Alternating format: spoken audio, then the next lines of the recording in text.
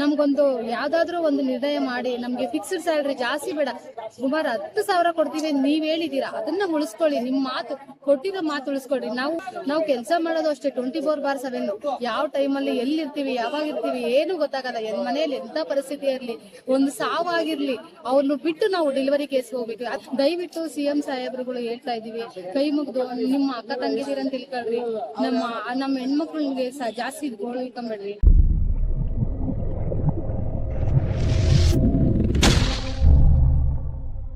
Madam, March budget ನಲ್ಲಿ ಆಶಾ ಕಾರ್ಯಕರ್ತೆಗೆ ಗೌರವಧನ ಹೆಚ್ಚಾಗಬೇಕು ಅಂತ ಹೇಳಿ ಪ್ರೊಟೆಸ್ಟ್ ಮಾಡ್ತಾ ಇದ್ದೀರಾ, ಏನಿದ್ರ ಕಾರಣ?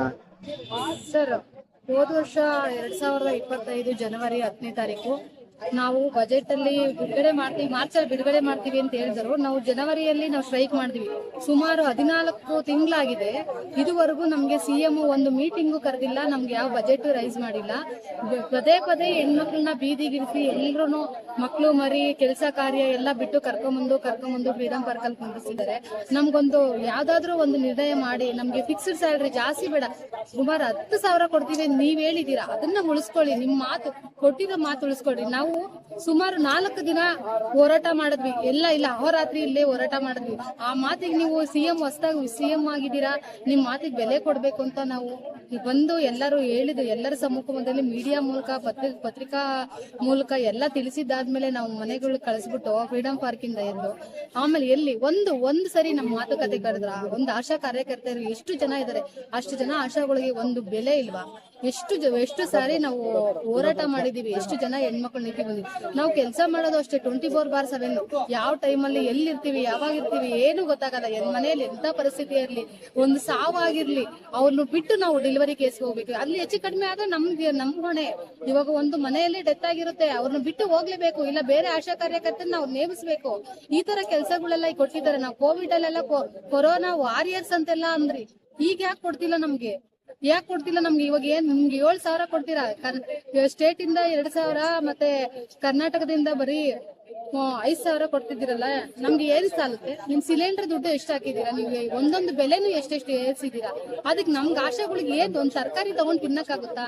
ಒಂದು ಮಕ್ಳು ಎಜುಕೇಶನ್ ಮಾಡಕ್ ಆಗ್ತಿಲ್ಲ, ಮನೆ ಸಂಸಾರ ಮಾಡಕ್ ಆಗ್ತಿಲ್ಲ.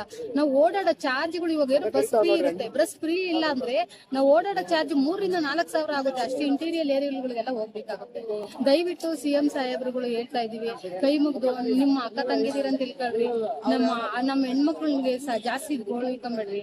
ದಯಮಾಡಿ ನಮ್ಮ ಮಾತುಗಳನ್ನ ಆಲಿಸಿ, ದಯಮಾಡಿ ಒಂದು 10,000 ಆದ್ರೂ ನಮ್ಗೆ ಕೊಟ್ರೆ ನಾವು ನಮ್ಮ ಹೋರಾಟನ ಸ್ವಲ್ಪ ಕಡಿಮೆ ಮಾಡ್ತೀವಿ ಅಂತ. ಇಲ್ಲ ಅಂದ್ರೆ ಇಲ್ಲಿ ಹೋರಾಟಕ್ಕೆ ಮತ್ತೆ ಬಂದ್ವಿ ಅಂದ್ರೆ ಎಷ್ಟು ದಿನಗಳು, ತಿಂಗಳಲ್ಲ, 2 ತಿಂಗಳಲ್ಲ, 1 ವರ್ಷ ಆದ್ರೂ ನಾವು ಮಕ್ಳು ಮರಿನೆಲ್ಲ ಕರ್ಕೊಂಬಂದು ಫ್ರೀಡಂ ಪಾರ್ಕ್ ಅಲ್ಲೇ ಇರ್ತೀವಿ. ನೀವು ಕಳಿಸಿದ್ರು ಹೋಗಲ್ಲ ನಾವು. ದಯವಿಟ್ಟು CM ಸಾಹೇಬ್ರೆ, ಈ ಬಜೆಟ್ ಅಲ್ಲಾದ್ರೂ ನಮ್ಗೆ ನಮ್ ಸ್ಯಾಲರಿನ ಫಿಕ್ಸ್ ಮಾಡಿ ಘೋಷಣೆ ಮಾಡ್ಬೇಕು ಅಂತ ಈ ಮೂಲಕ ತಿಳಿಸ್ತಾ ಇದ್ದೀನಿ. ಇವತ್ತು 1 ದಿನ ಕರೆ ಕೊಟ್ಟಿದ್ದಾರೆ, 1 ದಿನಕ್ಕೆ ಹೋಗ್ತೀವಿ ಅಂತ ತಿಳ್ಕೊಂಬೇಡ್ರಿ. ದಯಮಾಡಿ ಇನ್ನು ದೊಡ್ಡ ಹೋರಾಟಗಳನ್ನ ಮಾಡ್ತೀವಿ. ದಯಮಾಡಿ ನೀವು ಬಂದು ನಮ್ಮ ಮಾತುಗಳನ್ನ ಆಲಿಸ್ಬೇಕು ಅಂತ ಕೇಳ್ತಿದೀವಿ. ಟೈಮಿಂಗ್ಸ್ ಇಲ್ಲ, ಏನಿಲ್ಲ, ಬೆಳಗ್ಗೆಯಿಂದ ಸಂಜೆ ತನಕ ಕೆಲಸ ಮಾಡ್ತೀರಾ, ಆದ್ರೂ ನಿಮ್ಗೆ ಸರ್ಕಾರದಿಂದ ಪ್ರೋತ್ಸಾಹ ಸಿಗ್ತಲ್ಲ ಸರಿಯಾಗಿ? ಇದ್ರ ಬಗ್ಗೆ ಹೇಳೋದು ಸರ್, ನೀವು ಹೇಳಿದ ನಿಜ. ಆಶಾ ಕಾರ್ಯಕರ್ತರಿಗಂತೂ ಟೈಮಿಂಗ್ಸೇ ಇಲ್ಲ. ಇದು ಈಗ ನಮ್ಮ ಸ್ನೇಹಿತರು ಹೇಳ್ದಂಗೆ 24/7 ಆಗ್ಬಿಟ್ಟಿದೆ ಆಶಾ ಕಾರ್ಯಕರ್ತರ ಕೆಲಸ. ಯಾವ ಟೈಮಲ್ಲಿ ನಮ್ಗೆ ಫೋನ್ ಬರುತ್ತೆ ಅಂತ ಗೊತ್ತಾಗಲ್ಲ. ಆ ಟೈಮಲ್ಲಿ ಇನ್ ಟೈಮ್ ಇರ್ಬೇಕು ಆಶಾ ಕಾರ್ಯಕರ್ತರು. ಒಂದು ಆಶಾ ಇಂದ ಒಂದು ತಾಯಿ ಮರಣ ಆದ್ರೂ ಶಿಶು ಮರಣ ಆದ್ರೂ ಅದಕ್ಕೆ ಹೊಣೆ ಡೈರೆಕ್ಟ್ ಆಗಿ ಆಶಾ ಕಾರ್ಯಕರ್ತರ ಮೇಲೆ ಹೋಗುತ್ತೆ. ಯಾಕೆಂದ್ರೆ ಅದಕ್ಕೆ ವೈದ್ಯರಂಗ ಸಿಬ್ಬಂದಿ ಯಾರ ಮೇಲೇನು ಹೋಗಲ್ಲ, ಆಶಾ ಕಾರ್ಯಕರ್ತೆ ನೇರವಾಗಿ ಹೊಣೆ ಹಾಕ್ತಾಳೆ. ನಮ್ಗೆ ಕೊಟ್ಟಿರೋದು ಫಸ್ಟ್ ಟ್ರೈನಿಂಗ್ ಅಲ್ಲಿ ಕೊಟ್ಟಿರೋ ಅಂತ ಕೆಲಸ ಅಂದ್ರೆ 2 ಗಂಟೆ ಅಂತ ಅಷ್ಟೇನೆ ಹೇಳಿದ್ದು. ಈಗ ನೋಡಿದ್ರೆ ನಮ್ದು ಮನೆ ಕೆಲಸ ಕಡಿಮೆ ಆಗ್ಬಿಟ್ಟಿದೆ, ಆಶಾ ಕೆಲಸನೇ ಹೆಚ್ಚಾಗ್ಬಿಟ್ಟಿದೆ. ದಯವಿಟ್ಟು ಕಳೆದ ವರ್ಷ ನಾವು 4 ದಿನಗಳ ನಿರಂತರವಾಗಿ ಅಹೋರಾತ್ರಿ ಧರಣಿ ಮಾಡಿದಾಗ ಮಾನ್ಯ ಮುಖ್ಯಮಂತ್ರಿಗಳು ಏನು ಅವರು ಘೋಷಣೆ ಮಾಡಿದಾರೋ 10,000 ಫಿಕ್ಸ್ ಮಾಡ್ತೀವಂತ, ಇದುವರೆಗೂ 1 ವರ್ಷನೇ ಕಳೀತಾ ಇದೆ. ಯಾವುದೇ ರೀತಿಯ ಅವ್ರ ಕಡೆಯಿಂದ ನಮ್ಗೆ ಯಾವುದೇ ರೀತಿಯ ಸೂಚನೆಗಳು ಬಂದಿಲ್ಲ. ಒಂದು ಲಿಖಿತ ರೂಪದಲ್ಲಾದ್ರೂ ಬರ್ದಿಲ್ಲ, ಒಂದು ಮೀಟಿಂಗ್ ಗಳನ್ನು ಸಹ ಕರೆದಿಲ್ಲ. ಎಷ್ಟೋ ಸತಿ ನಾವೇ ಸಂಘಟನೆಯಿಂದ ಎಷ್ಟೋ ಜನ ಹೋಗಿ ಇದ್ರ ಬಗ್ಗೆ ಮಾತನಾಡ್ತಿದ್ರು, ಅದಕ್ಕೆ ಅವ್ರ ಕಡೆಯಿಂದ ಸರಿಯಾದ ಉತ್ತರಗಳು ಸಿಗ್ತಾ ಇಲ್ಲ ನಮ್ಗೆ. ಆಶಾ ಕಾರ್ಯಕರ್ತರಿಗೆ ಈ ಒಂದು ಹೌಸ್ ಕೀಪಿಂಗ್ ಕೆಲ್ಸಕ್ಕೆ ಹೋದ್ರು ಅದಕ್ಕೆ ನಿಗದಿತವಾದ ಒಂದು ಸಂಬಳ ಫಿಕ್ಸ್ ಮಾಡಿದ್ದಾರೆ. ESF PF ಎಲ್ಲ ಇದೆ, ಆದ್ರೆ ನಮ್ಗೆ ಯಾವ್ದೇ ESF PF ಇಲ್ಲ. ಒಂದು ಆರೋಗ್ಯ ಹದಗೆಟ್ಟರು ಸಹ ನಮ್ಗೆ ತೋರಿಸ್ಕೊಳ್ಳೋಕೆ ನಮ್ಮ ದುಡ್ಡಿಂದಾನೇ ನಾವು ತೋರಿಸ್ಕೋಬೇಕಾಗಿರುತ್ತೆ.